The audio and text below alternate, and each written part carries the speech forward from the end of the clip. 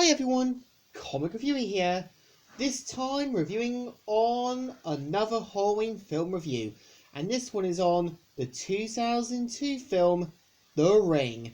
Now, as you know, The Ring is meant to be a supernatural horror film that was directed by Gore Verbinski, as well as being an American remake of Hiro Nishikata 1998 Japanese horror film Ring, as well as being based on Koji Tsukuki's novel from 1991 of the same name.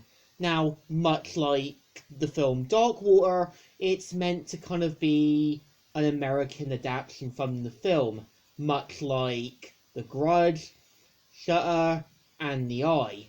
Now, the premise of the film is meant to follow Rachel Keller, who finds out about her niece's death and learns about a kind of videotape that might have been the reason behind it.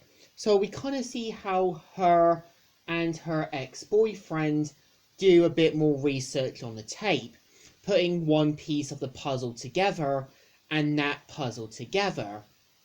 Now, I would say Rachel's character is that she's meant to kind of be the one trying to solve the puzzle and find out what happened to her niece. And I think when you kind of got her boyfriend North, you can kind of tell he's a bit more like trying to help Rachel out in his best way.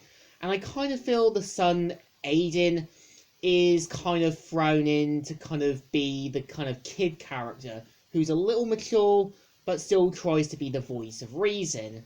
And I would say the movie doesn't really need to be scary. I think, unlike Drag Me to Hell that goes over the top, and much like Sinister that relies not much on jump scares, this one doesn't. And I think that was the point of the film. And I think for the most part, I would say, when you kind of got the vengeful ghost, who is played by Delia Chase, she really does play this kind of menacing but dangerous threat near the end. And I think it's interesting to have seen the same actress who voiced Lilo from Lilo and Stitch. Now, like I said, much like in the film, we kind of see how Rachel has 7 days to find out more about the curse, the tape, as well as trying to kind of prevent it from happening to her. And I think they really do kind of give this slow countdown for each days. It's like a kind of puncher clock, knowing your last days could be over and knowing the potential consequences of what could happen. And I also know the film did get 2 other sequels, one of which being Ring 2 in 2005 and Rings back in 2007. And I also know that in Japan, the Ring films had multiple sequels throughout that series' run. I think the thing is with making an American adaptation from a Japanese product means having to take limitations, slightly alter things, and make things work for what the audience is going to get. I think it's kind of like looking with Black Swan, Perfect Blue, or basically